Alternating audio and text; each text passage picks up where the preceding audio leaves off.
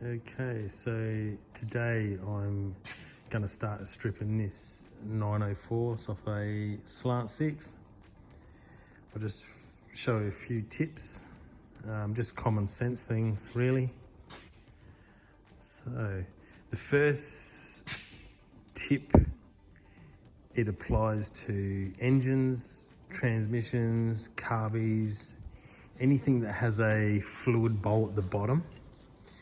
Ideally, you need to have the trans or engine in its upright position, and you undo the bolts while it's in that position and you remove the pan. If you've got any heavy metals or just general crap in there, you know, if you tip it upside down and take the pan off, half the material is going to go inside the trans and you might miss something.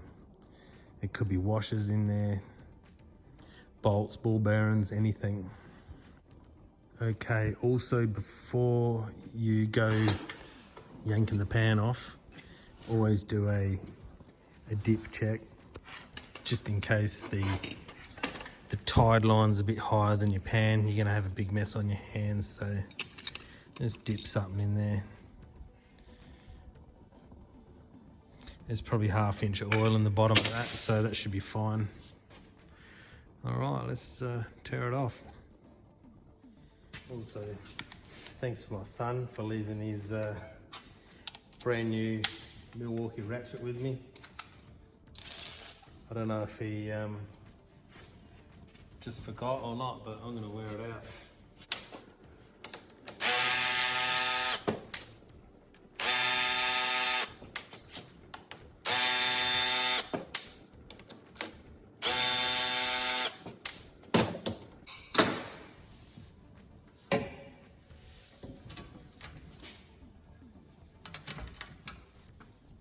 Something I've found very useful, old oven trays. They make good shallow drain containers. Perfect for jobs like this.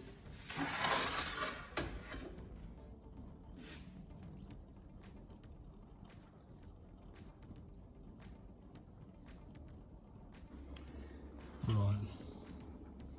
As I suspected, there's no rubbish in here. What is that? There might be something there. Oh, that's probably, that corner there is where the dipstick is, so when the dipstick's probably been pulled out, it's possibly dropped a bit of dirt in there. But that's good for an old transmission. Another thing I knocked up to make life a little bit easier is this stand. It was just 2 pieces of scrap that I had lying in the yard, and I just had to hog that hole there out to suit the extension housing. I had a C6 Ford box on here a couple of months ago. That fitted there, no problem. So I finally wrestled that off of the bench to there. Sat it on 2 crates. I've got me 2 bolts in, and now I've just got to stand it upright. Got him on the stand. Had to pop the pan back on with 2 bolts just to get it off the bench onto the crates. So got the old oven tray down there, saving the day. So I'll pop that pan off now and get the valve body out. Also got to take those levers off. They're obviously connected to the valve body, so they need to go. We'll do that now. Just got these 2 levers off the top of the valve body there. Got the kick down and the gear selector one. If they get a bit tight, you just jam a screwdriver in that gap and open it up and then slip straight out.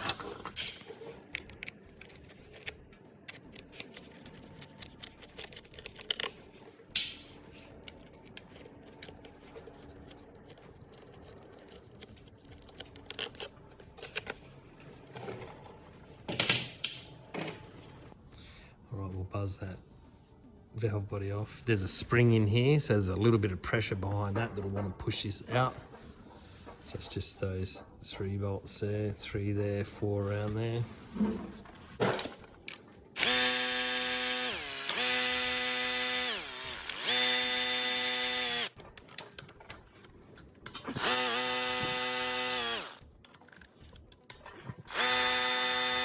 Now, this valve body is basically the brains behind the transmission, you know, the shift pattern and whatnot. I'm not going to go into depth in it. There's a million videos out there already on YouTube about how they work and whatnot. So, valve body is out. There's that spring I was talking about. Holds a bit of weight on the valve body. That actually goes there. That actually goes there. That's an accumulator. That softens your first to second gear change. You can do a modification to that to sharpen up the gear change a bit. Okay, the next job now is to pull the pump out. Once we get the pump out, all the internals, or most of the internals, will come out through the front.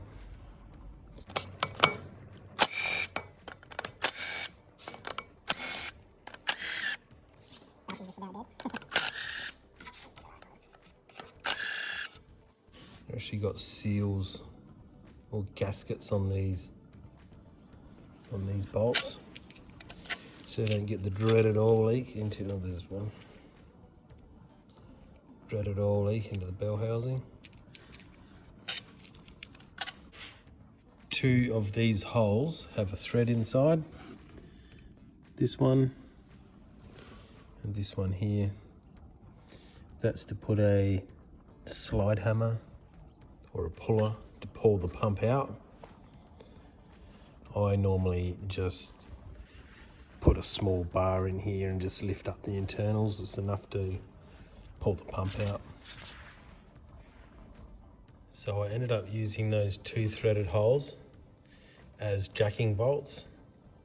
So I cut a smaller bolt and dropped it down inside, and then when you wind this bolt in, it lifts the pump up. So I'll just show you what we got there. Don't know if you'll be able to see them or not. Oh yeah, there's a jack and bolt there. So that's inside the original thread that holds the pump in. One there and one there. A bit tight. There she is. So I'll just explain myself again. Those 6 bolts in there, what are they? 516 UNC. 6 of those hold the pump in, and then there's 2 threads that are threaded in opposite. And when you drop that small spacer down inside, wind this bolt in and it pulls the pump out. Quite simple. Now I just have to back off the rear band adjuster and the front, undo them, then we'll pull the internals out.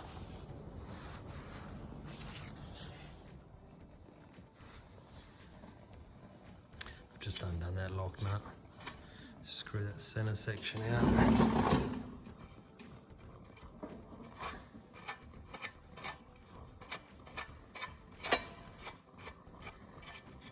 Band will come loose enough.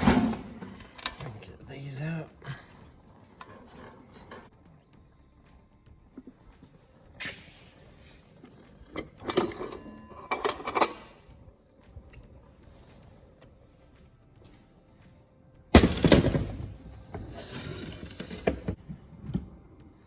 Front and rear clutches there.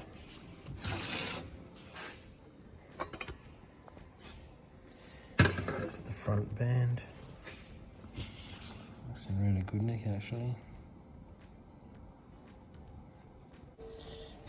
There's a little thrust washer there.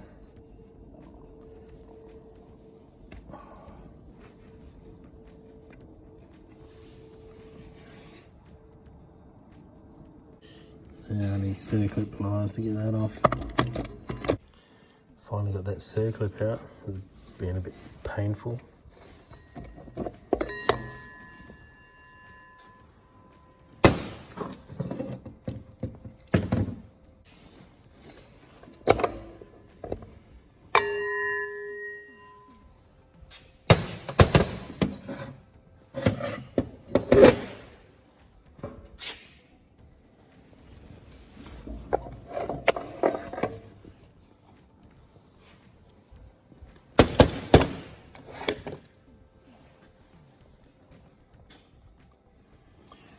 And there's the one-way or the sprag clutch in the bottom and the rear band. Just gotta get these servos out.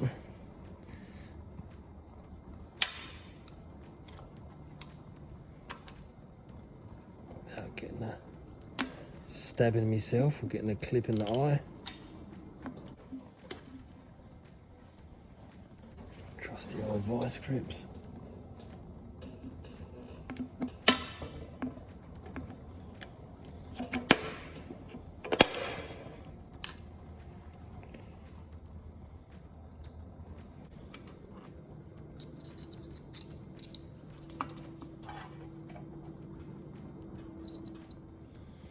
Still haven't found any problems yet.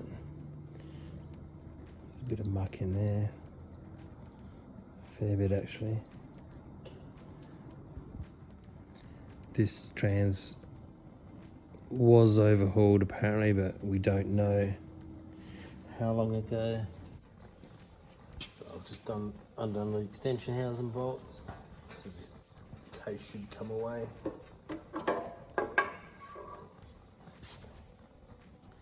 So as you can see, this is the extension housing with the parking spool gear. When you put your car in park, this lever moves out and contacts into that slot. That's what stops your car from rolling when you put it in park. So continue pulling this apart. Now we have the extension housing off. Most of you would know with Torqueflites, you got to take this cover off. And there's a circlip in there that locates the roller or ball bearing bearing on the output shaft. A lot of cars don't, or a lot of makes of transmission don't actually have this, so it's sort of unique to Chrysler as far as I know. Yeah, there's a clip in there.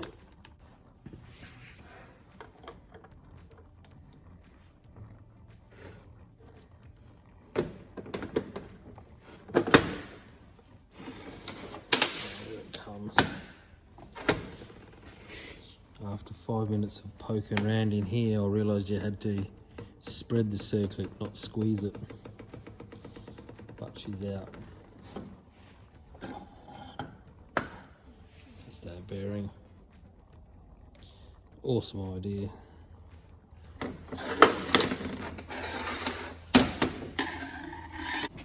This part here is the governor. It works with oil pressure and counterweights. This determines when your transmission changes gears. If you ever have a transmission or one of these that is jammed in first gear and won't change at all, it's more than likely had a bit of contamination go through and jam this. I've personally had it on one of my cars. Okay, So it's all stripped down. I'll have to go through and inspect everything, clean it and put it back together. I'll wrap this video up here, I reckon. If anyone wants to do a sticker swap, I might start doing that. Me mate at Rusty Inspirations is doing it, and he's doing quite well. He's getting stickers from all over the world, so I can send my stickers out in return for others. I've got a nice big cupboard over there.